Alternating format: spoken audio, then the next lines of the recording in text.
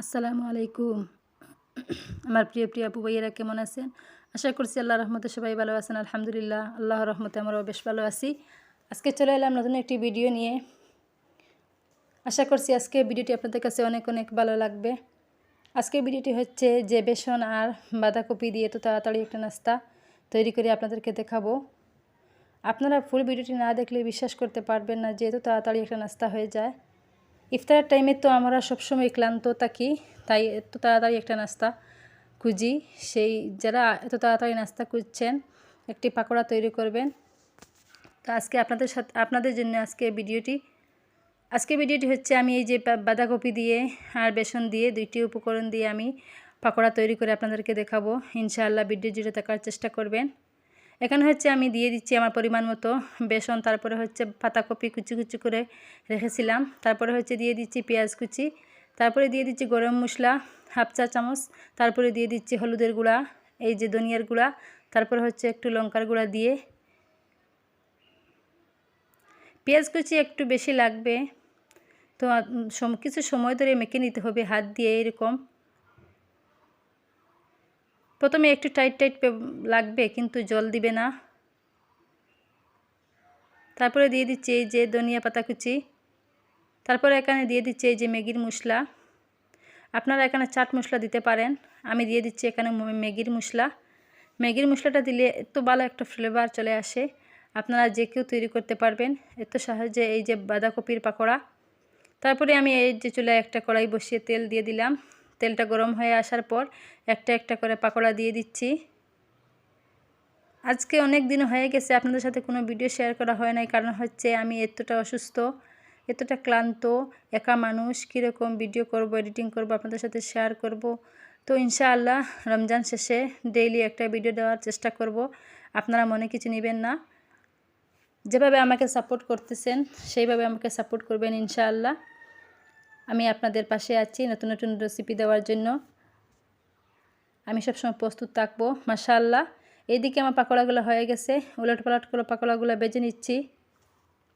আবারও দেখিয়ে দিচ্ছি এরকম পাকোড়া আপনারা ঘরে তৈরি করে নেবেন, দেখবেন একদম ঝটপট নাস্তা হয়ে যায়। একই রকম পাকোড়া খেতে তো আমাদের আর মন চাচ্ছে না, তাই আজকে অন্যরকম পাকোড়া তৈরি করে আপনাদেরকে দেখিয়ে দিলাম। আমরা গৃহিণীরা সবসময় এই যে খুঁজি যে কম সময়ে কি রান্না করব, তো যারা কম সময়ে খুঁজছেন এরকম পাকোড়া তৈরি করে নেবেন। দেখুন মাশাআল্লাহ লাল লাল করে আমি ভেজে নিচ্ছি, খুব মুচমুচে হয়েছিল, খেতেও খুব ভালো হয়েছিল এই পাকোড়াগুলা। দেখি আপনারা বুঝতে পারবেন। যারা এমএসকে কুকিং চ্যানেলটি আমার সাবস্ক্রাইব করে রেখেছেন তাদেরকে তো আমার মন থেকে আন্তরিক শুভেচ্ছা, আপনাদের প্রতি দোয়া রইল। যারা আমার চ্যানেলে আজকে নতুন, প্লিজ আমার চ্যানেলটি মনে করে সাবস্ক্রাইব করে পাশে থাকা বেল বাটনটি অন করে নেবেন, আর দেখে দেখে একটি লাইক দিয়ে দিবেন, লাইক দিতে কিন্তু ভুলবেন না।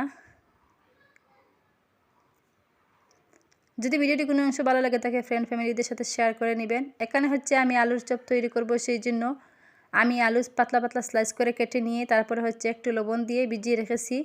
লবণ দিয়ে ভিজিয়ে রাখলে কি হয়, আলুটা একদম নরম হয়ে যায়, বোঝা যায় আর সিদ্ধ হয়ে গেছে। তাই আপনারাও চেষ্টা করবেন লবণের পানিতে কিছু সময় ভিজিয়ে রাখার। তারপরে হচ্ছে আমি এই যে একটা ব্যাটার তৈরি করে নিলাম।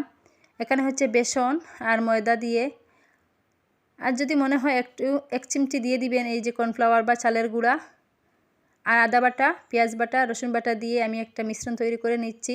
তারপরে হচ্ছে একটা একটা করে আলু ডুবিয়ে তারপরে হচ্ছে এই যে তেলে ভেজে নিচ্ছি। আজকে আমি 2 ধরনের নাস্তা আপনাদের সাথে শেয়ার করলাম। আজকে নাস্তাগুলো আপনাদের কাছে কেমন লাগছে প্লিজ কমেন্ট সেকশনে জানাবেন। এত ফুলকো ফুলকো হয়েছিল এই যে আলুর চপগুলা, দেখে বোঝা যাচ্ছে যে এই যে তেলের পিঠার মতন। দেখতেই আপনারা ভিডিওতে বুঝতে পারছেন যে কেমন ফুলকো ফুলকো হয়েছে,